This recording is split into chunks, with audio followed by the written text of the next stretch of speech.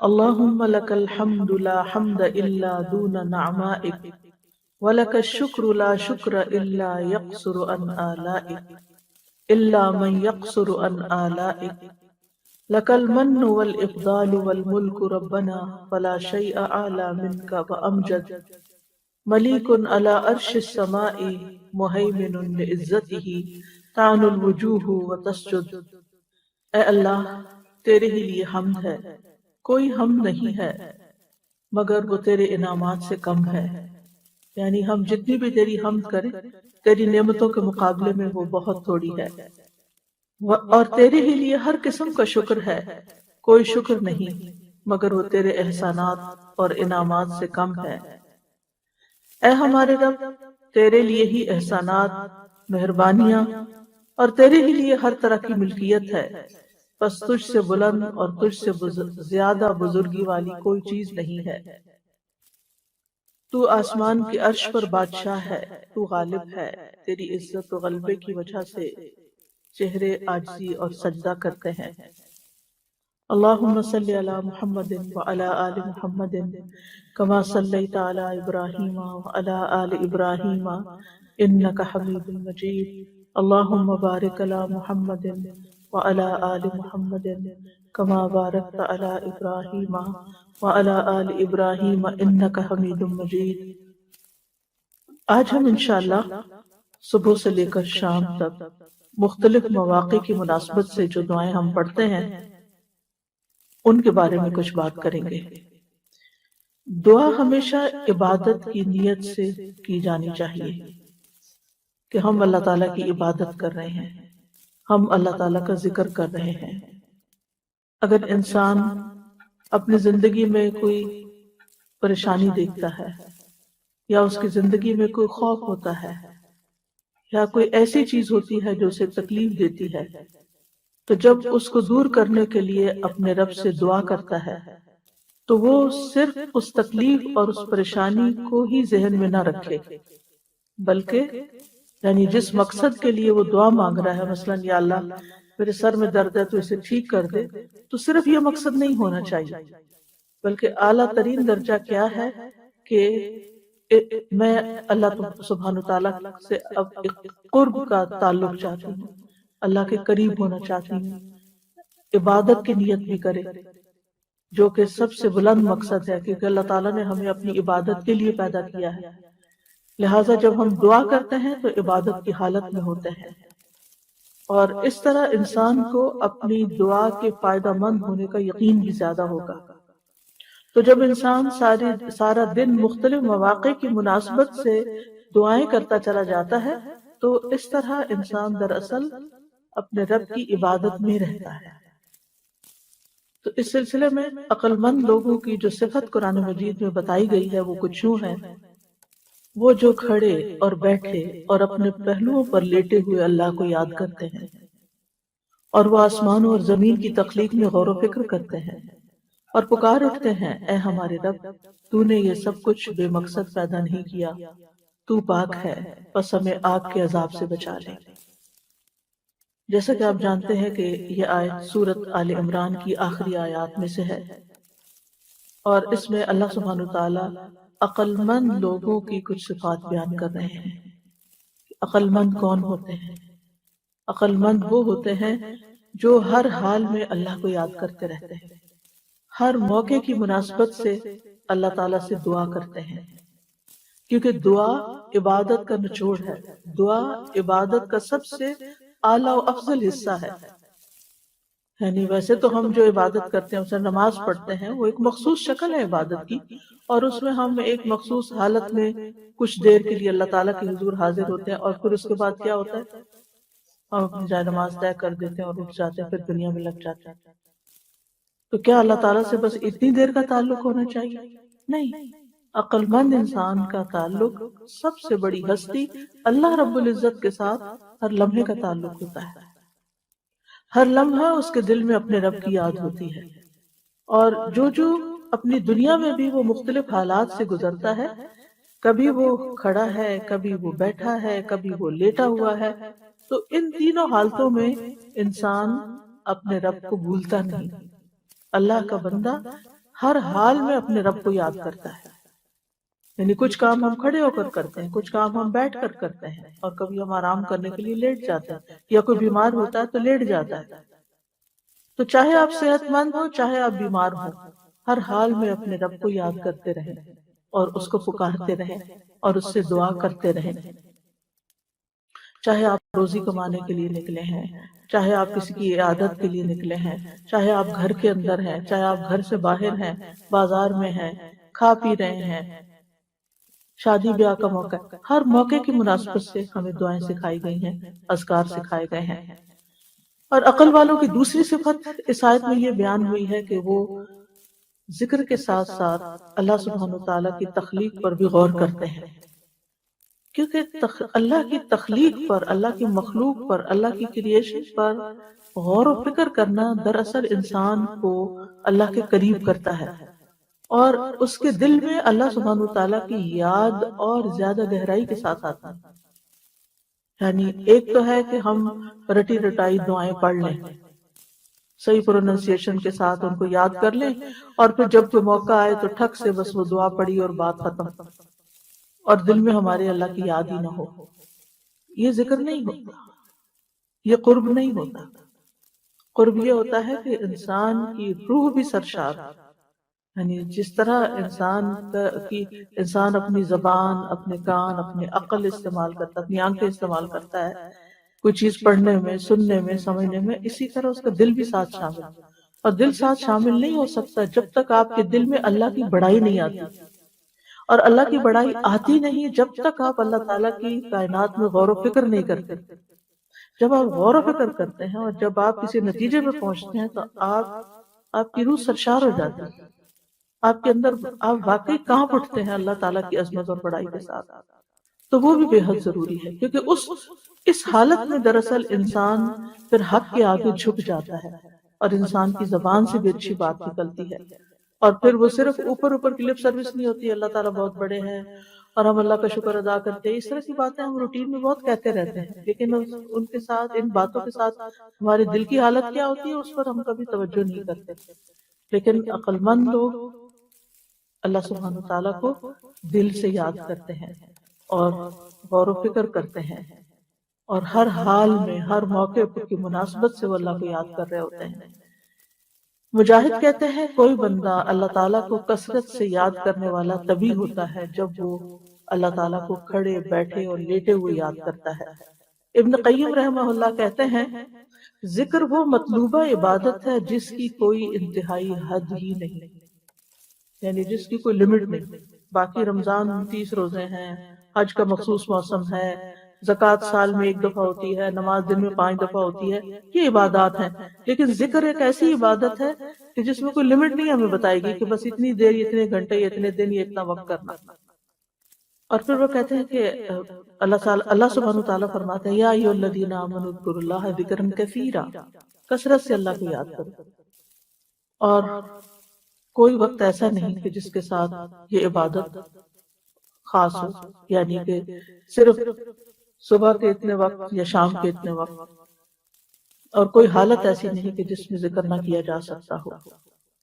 نبی صلی اللہ علیہ وسلم کثرت کے ساتھ اللہ کا ذکر کیا کرتے تھے، اپنے تمام اوقات میں. کان یذکر اللہ علی کل احیانہ، تمام اوقات میں ذکر کرتے.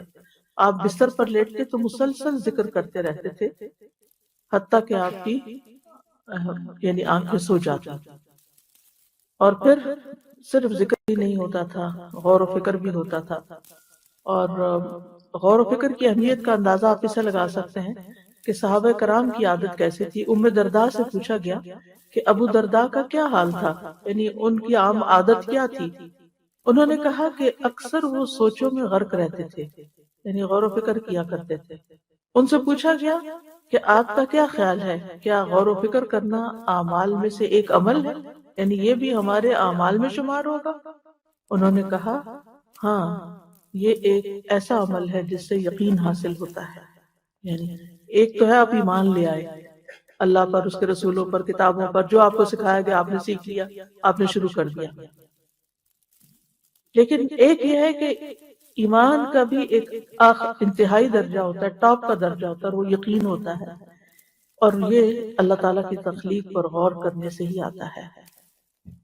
ابن عون کہتے ہیں کہ غور و فکر کرنے سے غفلت ختم ہوتی ہے اور دل میں خشیت پیدا ہو جاتی ہے، جیسا کہ پانی کاشتکاری کے لیے نباتات اگاتا ہے، اسی طرح جتنا غم دلوں کو چمکاتے ہیں اتنا کوئی اور چیز دلوں کو نہیں چمکاتی، اور جتنا غور و فکر سے دل روشن ہوتے ہیں اتنا کسی اور چیز سے روشن نہیں ہوتے۔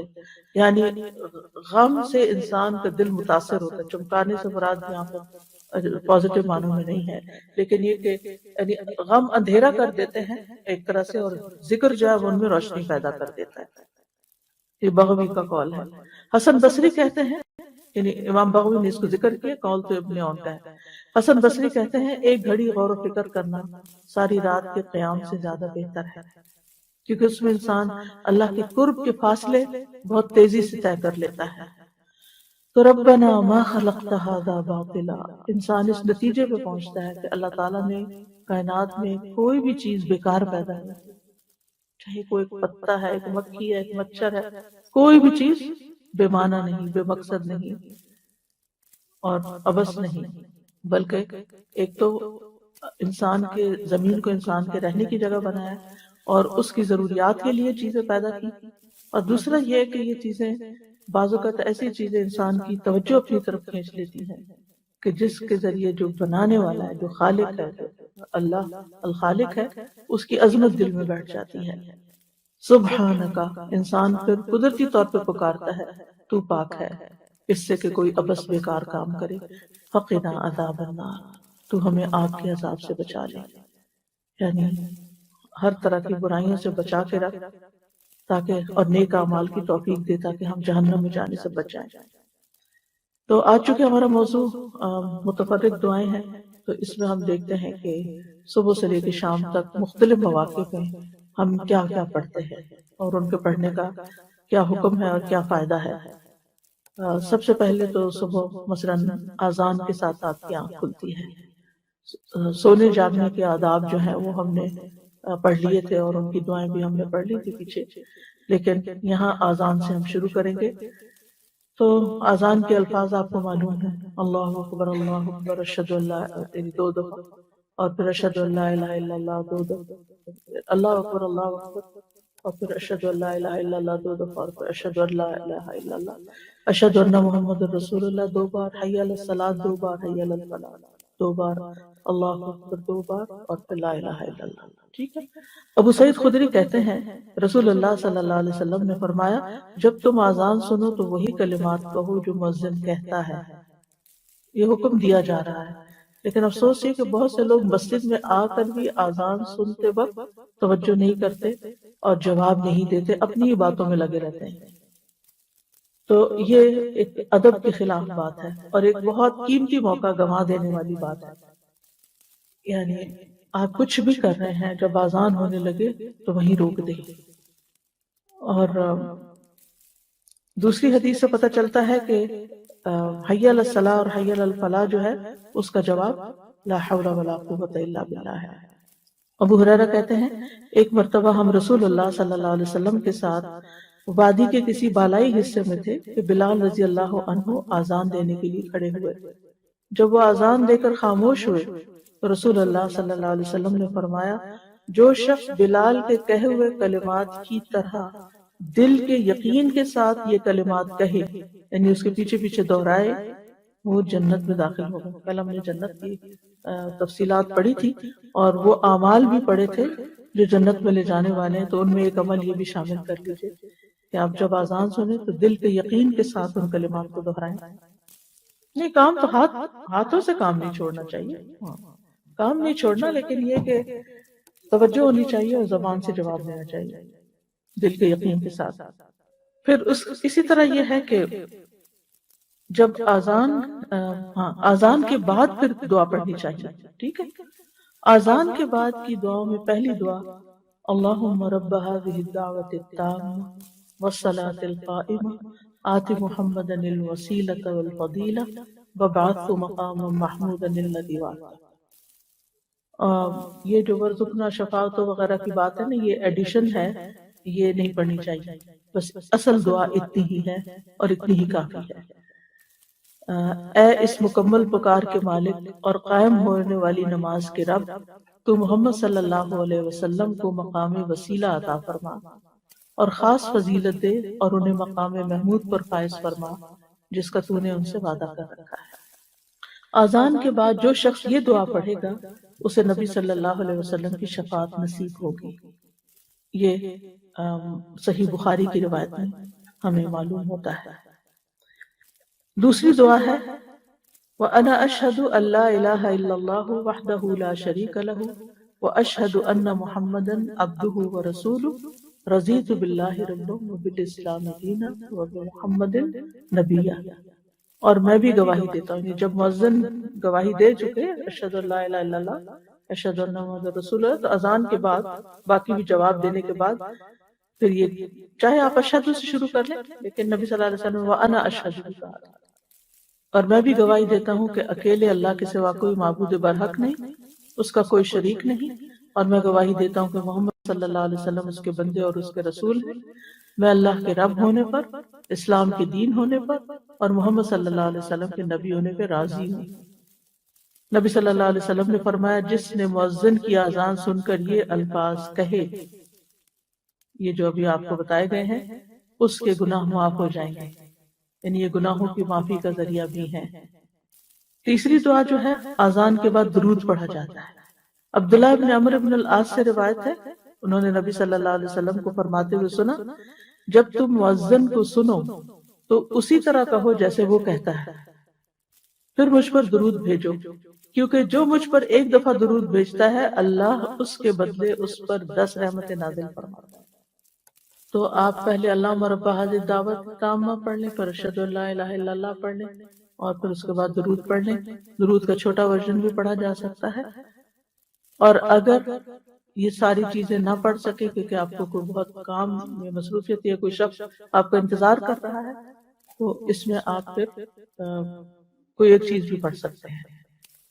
لیکن اگر تینوں چیزیں پڑھنے کی عادت ہو جائے اور موقع بھی ہو تو اس میں کوئی مشکل نہیں، فائدہ ہی فائدہ ہے۔ اب دروشی پڑھا تو 10 رحمتیں آ گئی، اگلی اذان تک آپ کے بہت سے کام آسان ہو جائیں گے انشاءاللہ۔ اللہ کی رحمت آ جائے تو ہر چیز آسان ہو جاتی ہے۔ رحمت ہی تو چاہیے ہر معاملے میں اس کی۔ اور ایک بات کا یقین رکھے کہ اذان کے بعد دعا قبول ہوتی ہے۔ سنن نبی داؤد کی روایت ہے، عبداللہ ابن عمرو رضی اللہ عنہ سے ایک شخص نے کہا اے اللہ کے رسول صلی اللہ علیہ وسلم، مؤذن ہم سے فضیلت لے جائیں گے، تو رسول اللہ صلی اللہ علیہ وسلم نے فرمایا تم بھی ویسے ہی کہا کرو جیسے وہ کہتے ہیں، یعنی مؤذن تو اذان دے کے فضیلت حاصل کرے تو تم بھی کہہ لو، اور جب تم اس سے فارغ ہو جاؤ تو سوال کرو یعنی اللہ سے، اور دعا مانگو، دیے جاؤ گے۔ اسی طرح آپ صلی اللہ علیہ وسلم نے فرمایا الدعاء لا يرد بین الاذان والاقامہ، اذان اور اقامت کے درمیان دعا رد نہیں ہوتی۔ تو جتنی ہماری اہم دعائیں ہیں وہ ضرور مانگ لی جائے۔ آپ یہ بھی کر سکتے ہیں کہ صبح کے فجر کے بعد ایک چیز مانگ لیں، ظہر کے بعد دوسری۔ میں ایک اور دو اس لیے کہہ رہی ہوں کہ منیمم ٹارگٹ دے رہے ہیں، زیادہ تو پھر آپ جتنی دیر چاہے مانگتے رہیں جب تک اقامت نہیں ہوتی، یعنی نماز شروع نہیں ہو جاتی۔ یعنی آپ گھر میں ہوتی تو اقامت تو نہیں ہوگی، لیکن جب تک آپ نماز شروع نہیں کر دیتے اس وقت تک، مثلا کچن میں بھی آپ کام کر رہے ہیں تو چلتے پھرتے اپنی دعائیں ساتھ ساتھ مانگتے رہیں۔ تو زندگی میں مختلف چیزیں ہوتی ہیں نا، جو کچھ چیزوں سے ہم نجات چاہتے ہیں اور کچھ چیزوں کا حصول چاہتے ہیں، تو اگر بانٹ لیں گے تو پھر کوئی چیز بھولے گی نہیں۔ ورنہ ربنا آتنا فی الدنیا حسنۃ وفی الآخرۃ حسنۃ وقنا عذاب النار کی دعا سب کچھ جمع کر لیتی۔ اذان سننے کے بعد پھر پہلا کام ہوتا ہے وضو کرنا، تو پھر وضو کی دعائیں بھی پڑھنی چاہیے۔ تو اذان کے بعد پھر وضو کیا جاتا ہے، تو وضو کی دعاؤں میں وضو کرنے سے پہلے بسم اللہ پڑھنا ضروری ہے، خالی بسم اللہ، یعنی پوری بسم اللہ الرحمن الرحیم کہنا ضروری نہیں ہے، بسم اللہ کہہ کے بھی آپ شروع کر سکتے ہیں۔ اور بس بعض علماء یہ کہتے ہیں کہ پڑھنا واجب ہے، لیکن اگر انسان بھول جائے تو پڑھنا ساقط ہو جاتا ہے، یا بیچ میں یا بعد میں وضو کرنے کے بعد نہیں پڑھی جائے گی۔ اب سوال یہ پیدا ہوتا ہے کہ اگر واجب ہے اور پڑھی نہیں تو پھر وضو کیا درست ہے؟ جی وضو درست ہے، ثواب سے محرومی ہے۔ جو بسم اللہ پڑھ کے ثواب ملنا تھا وضو کا، وہ رہ گیا آپ کا، جو آپ نے ایک سنت پوری کرنے سے حاصل کرنا تھا۔ تو محتاط بات یہی ہے کہ وضو سے پہلے بسم اللہ کہہ لیا جائے۔ اب اگلا سوال یہ ہوگا کہ ہم تو جہاں وضو کرتے ہیں وہاں ٹوائلٹ بھی ہوتا ہے، تو اس میں آپ دیکھیے کہ آپ دل میں کہہ لیں یا واش روم میں داخل ہونے سے پہلے کہہ لیں۔ اب اگر دیکھیں آپ چپکے سے دل میں کہہ لیتے ہیں تو اس سے کیا فرق پڑتا؟ منہ سے اونچی آواز سے نہ بول۔ پھر وضو کے بعد کی دعائیں، ان میں سے ایک دعا ہے اشہد ان لا الہ الا اللہ وان محمدا عبد اللہ ورسولہ، میں گواہی دیتا ہوں کہ اللہ کے سوا کوئی معبود نہیں اور محمد صلی اللہ علیہ وسلم اس کے بندے اور اس کے رسول ہیں، یعنی اللہ کے بندے اور رسول ہیں۔ عقبہ بن عامر کہتے ہیں ہمارے ذمے اونٹ چرانے کا کام تھا، میری باری آئی تو میں شام کے وقت ان کو چرا کر واپس لایا، تو میں نے رسول اللہ صلی اللہ علیہ وسلم کو اس حال میں پایا کہ آپ کھڑے ہو کر لوگوں کو ارشاد فرما رہے تھے۔ مجھے آپ کی یہ بات سننے کو ملی کہ جو بھی مسلمان وضو کرتا ہے اور وہ اچھی طرح وضو کرتا ہے، پھر کھڑے ہو کر اپنے دل اور چہرے کی توجہ کے ساتھ 2 رکعت نماز ادا کرتا ہے تو اس کے لیے جنت واجب ہے۔